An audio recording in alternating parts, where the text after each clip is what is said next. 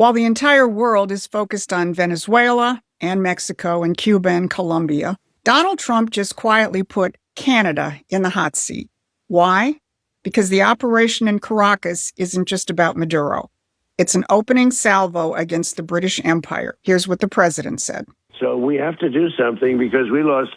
The real number is 300,000 people, in my opinion. You know, they like to say 100,000. 100,000 is a lot of people, but the real number is 300,000 people. And we lost it to drugs, and they come in through the southern border, mostly the southern border.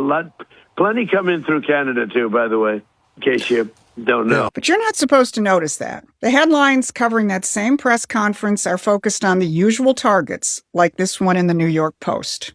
But while the empire's American propaganda arms want you focused on those usual suspects, by Sunday, the Canadians had figured out what I just told you. The editorial board of the Toronto Globe and Mail announced in their Sunday editorial that Venezuela's fate is a warning to Canada. Meanwhile, the rest of the narrative is being played out by the press, like the New York Times, which says that this is another regime change operation out of the Bush playbook and that it's going to split the MAGA movement. And of course, the New York Times' favorite new political figure, Marjorie Taylor Greene, played her part in feeding into the MAGA split narrative.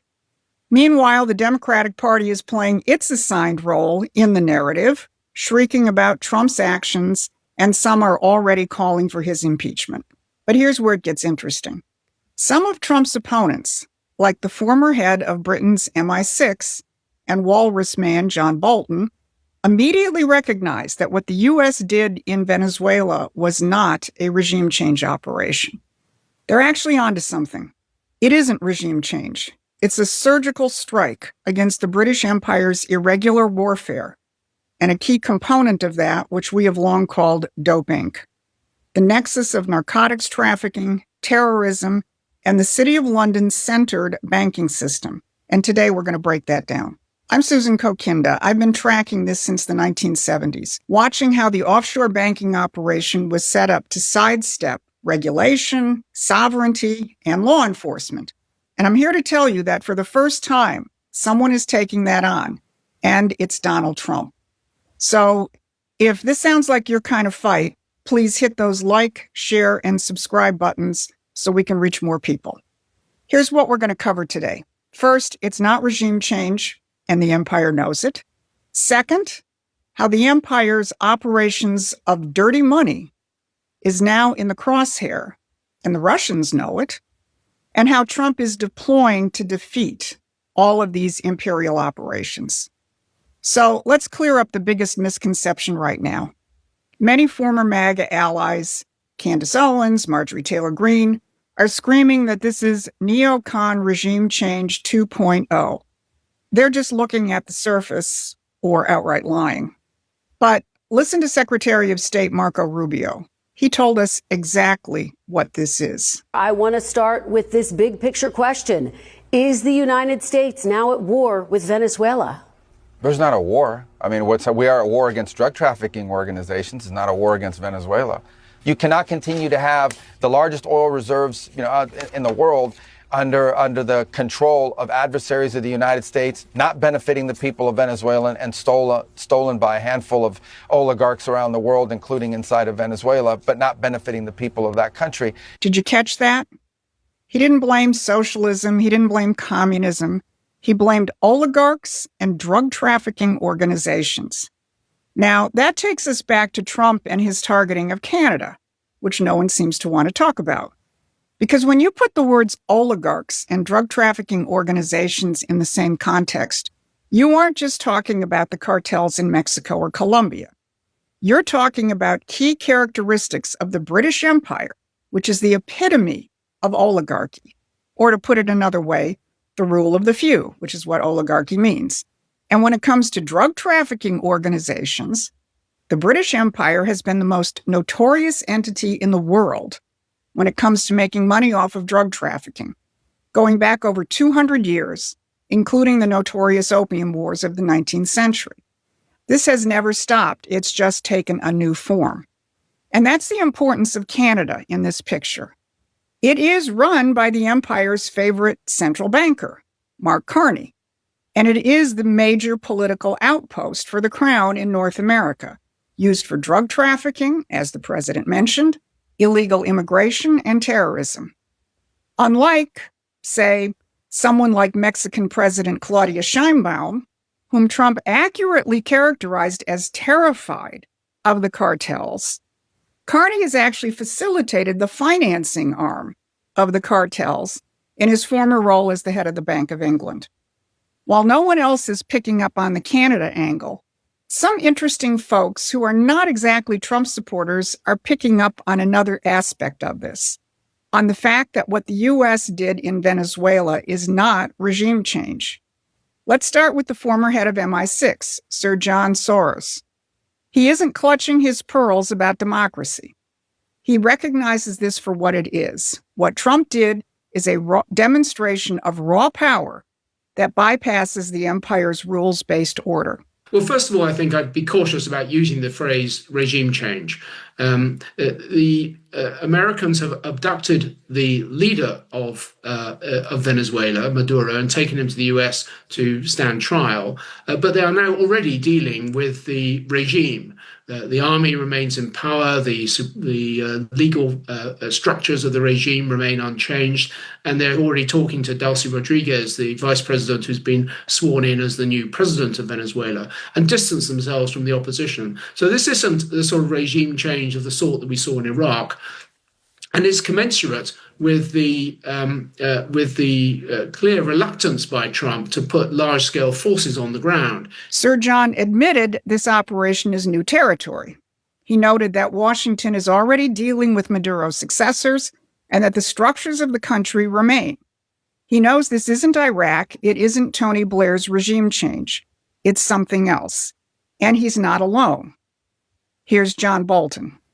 But let's be clear, there's a big difference between getting Maduro and removing the regime. Right now, facts are scarce, that's for sure, but the regime is still in power. And Trump, inexplicably today at his news conference, took a shot at the Nobel Peace Prize winning leader of Venezuela's opposition, Mrs. Machado, said she didn't have the trust of the Venezuelan people. So I think there's a lot of lack of clarity, to say the least, in Trump's thinking on this. And it would be a hollow victory indeed if we snatched Maduro but left his regime in place. When MI6 and John Bolton are admitting that this is not standard regime change, and Trump's allies are confused, you know you're watching a higher level of warfare. And this is exactly why you need to be plugged into Promethean Action. While so-called MAGA influencers are screaming regime change, but the former head of MI6 is calmly explaining that this is something entirely different, who do you think actually understands what's happening? We've been tracking British imperial operations in irregular warfare for decades. We don't react. We don't chase headlines. We understand the enemy's playbook because we've studied it and fought it since the 1970s. So if you're tired of being confused by people who you think are on your side, subscribe to our free newsletter at Promethean Action. We'll help you see what Trump is actually doing so you can defend it and explain it to others. So head on over to Promethean Action and subscribe to our free newsletter. Now, here's what Trump is really going after. If this is a war on drug trafficking organizations and oligarchs, as Rubio says, then it is automatically a war on the global banking system, because you can't separate the two. The target isn't just jungle labs and drug boats. It's the City of London. Let's remember where Venezuela is. It borders the Caribbean. What else is in the Caribbean? The origin point for the infamous system of offshore banking established directly by the British. Back in 1960, the largest banking houses in London, working in partnership with the government and the Exchequer, established 14 completely secretive secrecy jurisdictions. These are the offshore banking centers that now hold between $50 and $75 trillion, with all 50 of the world's largest banks operating within them. These offshore centers exist outside the control of sovereign governments. They're secret, they're unregulated, and they facilitate illegal activity. What we once had, a legitimate regulated banking system, has been transformed into a criminal enterprise. And interestingly, the Russians have known this for years and have been more vociferous about it than any Western government. In a 2014 speech, Viktor Ivanov, then Russia's top drug enforcement official, laid it out clearly in a Moscow conference. He said, "This allows us to confidently assert that narco money is the foundation of the modern financial system. It is not surprising that during the first peak of the financial crisis of 2008-2009, Antonio Costa from the UN announced that the top banks in the world dumped in around $352 billion of narco dollars to use for interbank borrowing to address the critical shortage of liquidity." And he goes on to make clear that the global financial system needs drug money to survive. The very existence of the global financial bubble, he said, is based on precisely this opportunity for banks to attract liquid narco money. In fact, this garbage fertilizes the present economic system.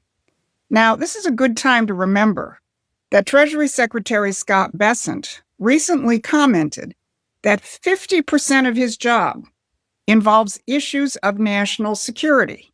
Now think about it. Since we started targeting drug boats and lighting up the communications channels of the cartels and their financiers, I bet Treasury Secretary Bessent has been just as busy as Pete Hegseth. Now, Venezuela doesn't have to be a major producer of drugs.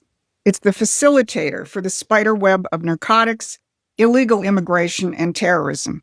And it's well known that Hamas, Hezbollah, and the Iranian Revolutionary Guard operate out of Venezuela.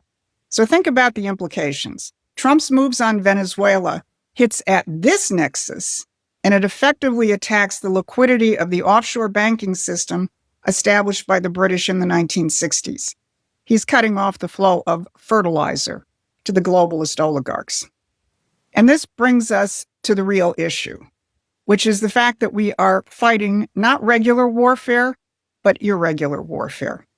For decades, the British Empire and globalist banks have waged war on us using non-state actors, NGOs, terrorists, cartels, all of which are protected by their rules-based international order.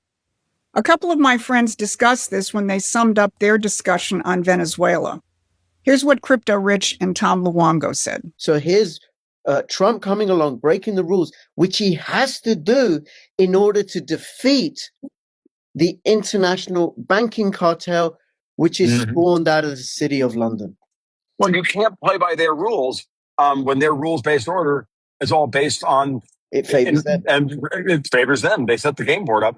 If you want to beat somebody, you can't play the game by their rules. It's basic Sun Tzu. Never fight on ground prepared by your enemy. Tom's right. You can't defend your nation if you play by their rules. And the new national security strategy, which Rubio brought up in the above interview, says so. Just a reminder, here's what the national security strategy says about the elite's rules. They lashed American policy to a network of international institutions, some of which were driven by outright anti-Americanism and many by a transnationalism that explicitly seeks to dissolve individual state sovereignty. So, on behalf of all sovereign nations, Trump has taken the fight directly to those institutions, both the so-called legitimate ones like USAID, the NGOs, the nonprofits, the universities, and the illegitimate side, the cartels, the criminal empires, and their financiers. We're no longer playing by the rules of the rules-based order. And don't forget, it was Canada's Mark Carney who said that just a few months ago. The old world of steady expansion of rules-based liberalized trade and investment, that world is gone. This is what this administration is taking on in their whole of government approach. No, it isn't regime change. It's the recognition that this is irregular warfare. And for the first time in the entire post-war period, the United States is actually fighting back. So here's the bottom line. While the talking heads and influencers are screaming about regime change and splitting MAGA, Donald Trump just declared war on the financial backbone of the British Empire. He's targeting the offshore banking system that has funded terrorism, cartels, and the destruction of sovereign nations for over 50 years. And he's just targeted Canada for good measure. The most ironic part? The enemy understands what Trump is doing better than many of his supposed allies. Sir John Sawers and John Bolton see it. And one of the other superpowers, Russia, has been warning about this for decades. But too many in the MAGA movement are stuck arguing about whether this is another neocon regime change, instead of recognizing that Trump has just launched the biggest offensive against the City of London since maybe the American Revolution. This is why we exist. Promethean Action has been in this fight since the 1970s. We've exposed the offshore banking apparatus. We've been warning about British irregular warfare when everyone else thought we were crazy. Now Trump is doing what we've been advocating for decades. And we're here to make sure that you understand it so that you can defend it and amplify it. Go over to the Promethean Action website and subscribe to our free newsletter, become a paying member, support us financially, and check out our resources. This has been your Monday Brief. Thanks for watching. Please take a moment and subscribe to our free newsletter at prometheanaction.com.